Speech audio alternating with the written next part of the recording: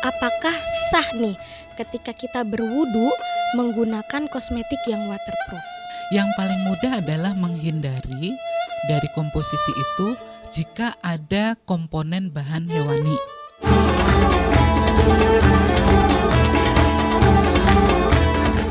Assalamualaikum warahmatullahi wabarakatuh. Kita kembali lagi di podcast Majelis Ulama Indonesia bersama saya Nurul Mahmuda sebagai host. Kali ini kita akan membahas seputar fenomena yang sedang ramai terutama di kalangan milenial, yakni mengenai kosmetik. Karena kosmetik ini menjadi kebutuhan sehari-hari terutama untuk kaum perempuan, maka sering sekali terjadi perselisihan terkait dengan kehalalan atau dengan penggunaan kosmetik untuk beribadah. Nah, di samping saya saat ini bersama dengan Ibu Dr. Insinyur Mulyorini. Beliau sebagai Halal Audit Quality Board dari LPPOM MUI, di mana beliau adalah sosok yang menjamin ketepatan dalam proses audit tim LPPOM sendiri. Jadi setelah proses audit itu masih ada review ya Bu ya dari Betul. Ibu untuk menjamin apakah prosedur yang dilakukan saat audit itu betul sesuai prosedur atau tidak gitu ya Bu ya. Nah, hari ini adalah pertanyaan yang berangkat dari kita semua ya Bu ya, termasuk saya juga sebagai perempuan yang mana kadang tuh insecure Bu kalau nggak pakai make up gitu, karena kan kalau bahasa milenialnya kita sering breakout Bu, muncul jerawat, komedo dan lain-lain, yang sedangkan pekerjaan saya menuntut untuk tampil fresh gitu ya Bu ya, akhirnya kosmetik menjadi jalan ninja. Namun belakangan ini yang menjadi pertanyaan karena munculnya ada kosmetik yang berlabel waterproof, ada yang tidak gitu. Nah, yang waterproof ini cenderung lebih dipilih. Ada lagi satu lagi yang water resistant, katanya yang tahan air gitu. Atau kena air pun dia masih bertahan. Nah, kalau pribadi sendiri kita pasti lebih memilih yang waterproof Bu. Karena kan enak nih dipakai. Kita mikirnya dipakai wudu bisa nggak hilang gitu, dan long lasting biasanya kan ya, kampanyenya tuh long lasting 12 sampai 20 jam gitu. Nah, menurut Ibu apakah sah nih ketika kita berwudu menggunakan kosmetik yang waterproof? Iya, baik. Terima kasih Mbak Nurul ya. Pertanyaannya bagus sekali dan ini sangat relevan untuk muslimah ya, karena kita harus memperhatikan ibadah kita, jangan sampai tidak bisa diterima karena terhalang oleh apa yang kita gunakan. Betul. Termasuk kosmetik ya. Betul, saat ini banyak klaim kosmetik, juga memang banyak karakter kosmetik yang memang itu diinginkan oleh konsumen, seperti waterproof, water resistant, kemudian long lasting begitu, atau kosmetik yang memang ditujukan supaya bertahan lama ya, karena kebutuhan misalnya dia untuk artis yang akan Betul. manggung seperti itu ya. Baik, nah sebagai muslimah tentu saja kita harus perhatikan kalau kita mengaplikasikan kosmetik jenis itu pada bagian-bagian tertentu yang harus terkena air pada saat berwudu. Pastikan jika kita mengenakan atau memakai kosmetik yang diklaim waterproof atau water resistant ya, atau memang long lasting begitu, harus dibersihkan terlebih dahulu ya. Baru kemudian kita melakukan wudu ya, agar sah wudunya sebelum kita melaksanakan ibadah. Jadi seperti itu. Baik, berarti ini catatan ya untuk kita Betul. semua perempuan yang suka menyediakan make up yang berbasis waterproof, water resistant atau long lasting.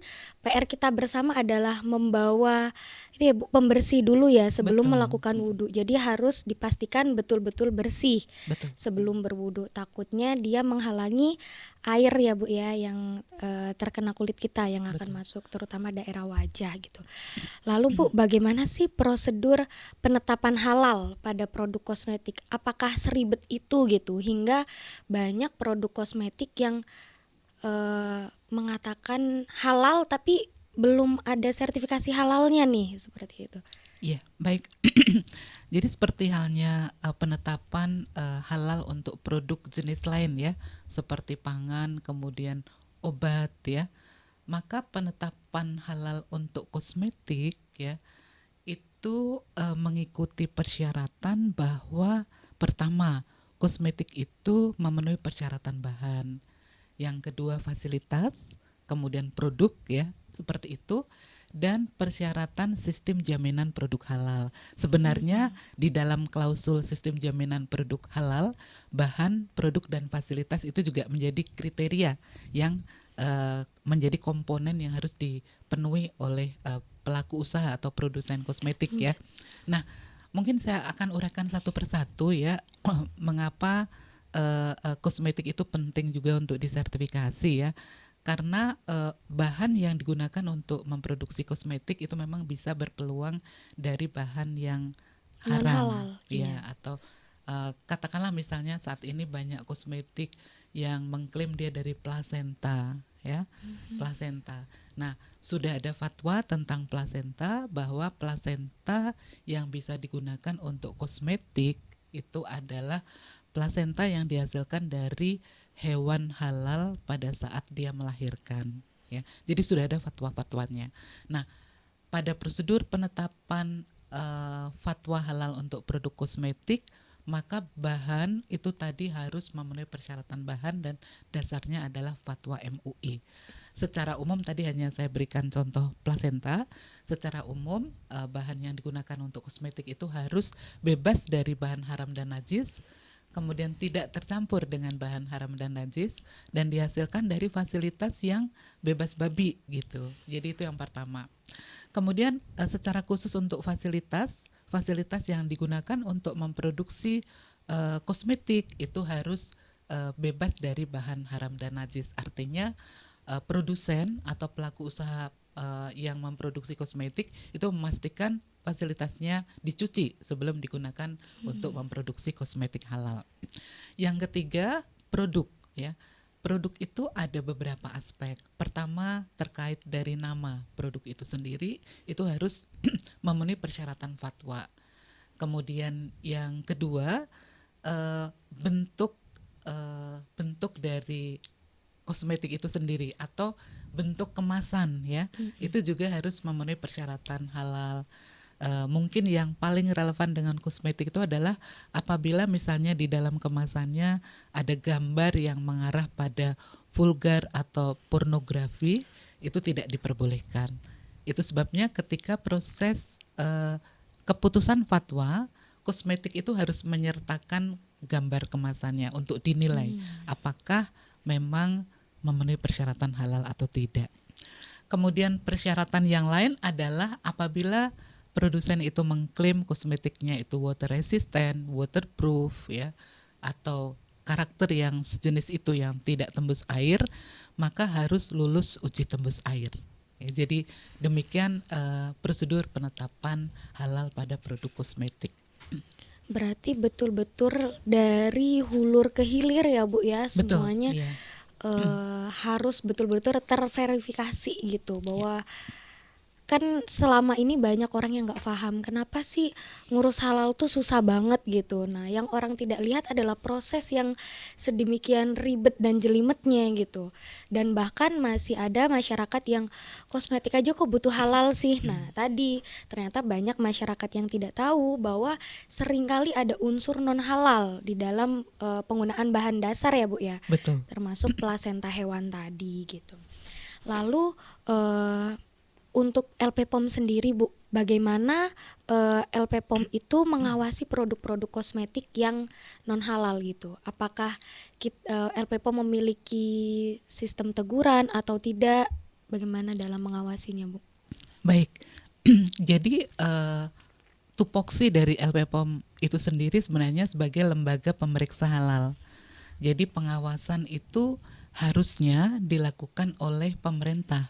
Dalam hal ini adalah BPJPH atau Badan Penyelenggara Jaminan Produk Halal, karena untuk pengawasan memang pemerintah yang lebih berwenang ya. Namun LP POM juga bukan berarti kemudian menutup mata ya terhadap fenomena yang terjadi.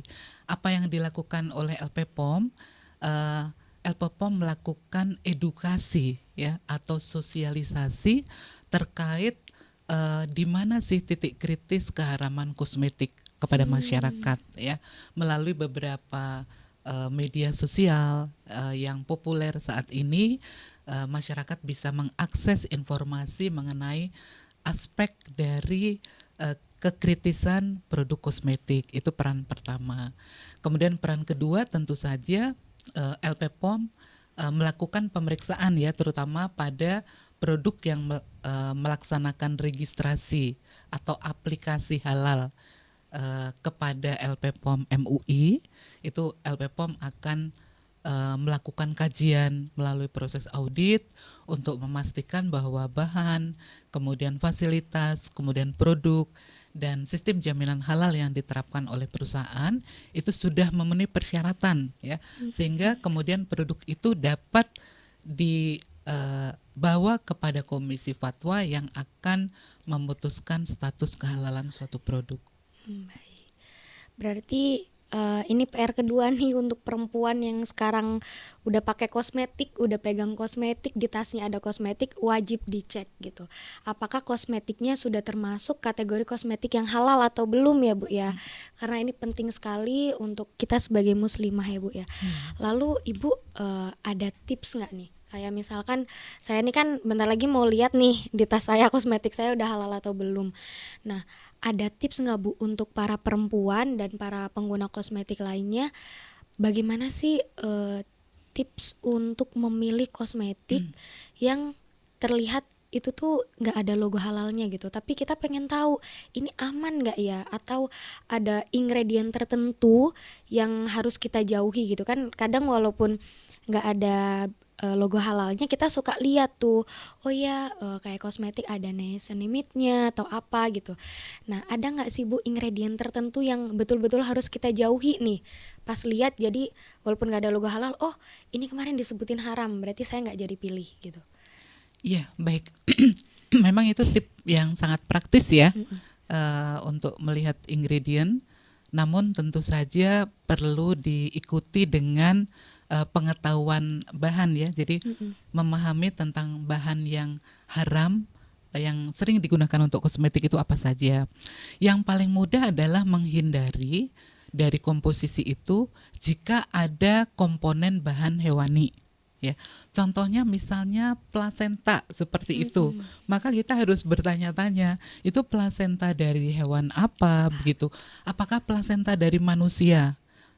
Sudah ada fatwa bahwa penggunaan bagian tubuh dari manusia itu tidak diperbolehkan. Itu tujuannya adalah untuk menghormati bahwa semua bagian dari tubuh manusia itu harus dihormati. Betul, sehingga tidak ya. bisa digunakan untuk menjadi bahan suatu produk yang disertifikasi halal. Yang pertama. Kemudian ternyata bukan human placenta, bukan plasenta manusia, tapi plasenta hewan. Tentu saja kita kemudian harus pastikan bahwa itu betul dari hewan spesies halal dan dihasilkan pada saat dia melahirkan. Karena memang sudah ada fatwanya bahwa plasenta yang diperbolehkan untuk kosmetik itu harus berasal dari hewan spesies halal seperti katakanlah kambing atau sapi, dan dikeluarkan pada saat hewan tersebut melahirkan. Dan itu pun hanya bisa digunakan untuk penggunaan luar, artinya kosmetik yang tidak tertelan. Jadi itu yang pertama ya. Jadi dari komponen hewani itu tolong dihindari. Kemudian komponen kedua hewani yang lain itu adalah misalnya ada sodium heparin ya. Heparin ini juga komponen yang bisa kita peroleh misalnya dari hewan babi ya. Jadi itu mohon dihindari saja kalau tidak jelas ya, karena kita harus memastikan sumber dari sodium heparin tadi. Jadi melalui ingredient itu kita bisa sedikit ya melihat atau kita gunakan untuk memilih apa yang akan kita beli atau kita pakai. Kemudian kalau dari tanaman apakah sudah tentu aman gitu ya? Kalau semua dari tanaman memang sudah dipastikan bahwa semuanya tuh komponennya tanaman, tidak ada komponen misalnya papain gitu ya, kan banyak sekali ya papaya gitu dipakai untuk kosmetik ya. Kalau hanya papaya saja, kemudian misalnya diekstrak dengan air, lalu ditambah dengan sabun non hewani, misalnya seperti itu dituliskan, maka mungkin itu bisa kita pilih seperti itu. Tapi kalau kemudian hydrolyze papain atau hydrolyze suatu komponen protein gitu ya, maka harus kita hindari karena berarti di situ ada protein, sumbernya apa, kemudian bahan penghidrolisisnya apa. Nah, memang ini memerlukan suatu pengetahuan bahan Betul, ya, iya. yang mungkin orang awam tidak aware terhadap hal tersebut ya. Jadi memang lebih baik dipilih yang sudah berlogo halal, itu yang paling mudah ya, jalan ninjanya tuh seperti itu. Kemudian yang ketiga mungkin perlu juga kita lihat ya, apakah kosmetik itu memiliki alamat yang jelas ya, nama produsen yang jelas, sehingga kita juga bisa mengakses informasi melalui misalnya hotline service-nya untuk menanyakan beberapa hal ya. Iya, iya. Kemudian yang keempat, pastikan bahwa kosmetik itu terregister pada lembaga pemerintah kita, dalam hal ini adalah Badan POM ya, sehingga sudah ada yang menjamin dari aspek keamanan ya, karena tidak hanya halal yang harus kita pikirkan ya, halal memang harus ya, mutlak itu kita pikirkan karena kosmetik akan kita gunakan di bagian tubuh kita, tetapi faktor lain yang harus kita perhatikan adalah aspek keamanan. Jangan sampai nanti setelah kita menggunakan kosmetik kemudian ada permasalahan kulit ya ke depan yang akan kita hadapi begitu, karena digunakan bahan-bahan yang berbahaya. Betul. Begitu. Niatnya mau cantik malah Malah jadi rusak ya. tidak Bu. jadi, Iya, betul, iya. itu harus kita hindari. Masya Allah, ternyata seribet itu ya gitu. Jadi memang jalan ninja dan jalan aman yang cepat dan tepat itu ya pilih kosmetik yang sudah berlogo halal gitu. Kalau udah ada logo halalnya, insya Allah kita pastikan sudah pasti ya Bu ya halal, karena LP POM adalah lembaga penjamin di sini yang sudah melakukan audit dan proses sedemikian rupa yang dijelaskan di awal tadi supaya kosmetik itu tuh aman sampai di tangan kita begitu ya Bu ya.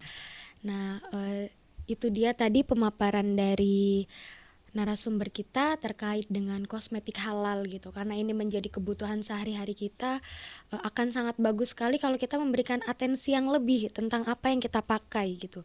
Jangan hanya aspek kecantikan, tapi juga tadi kehalalan dan juga keamanan produknya supaya terpakai. Pokoknya ada fungsi cantiknya iya, fungsi sehatnya iya gitu. Jadi nggak cuman cantik asal-asalan yang akhirnya merusak kulit. Terima kasih Ibu telah memberikan waktunya untuk mengedukasi Sama-sama. kita semua. Semoga kita bisa bersilaturahmi nanti ya Bu ya, di lain waktu gitu ya Bu ya, di lain Insyaallah. kesempatan kita akan berbincang lagi seputar halal. Terima kasih. Wassalamualaikum warahmatullahi wabarakatuh.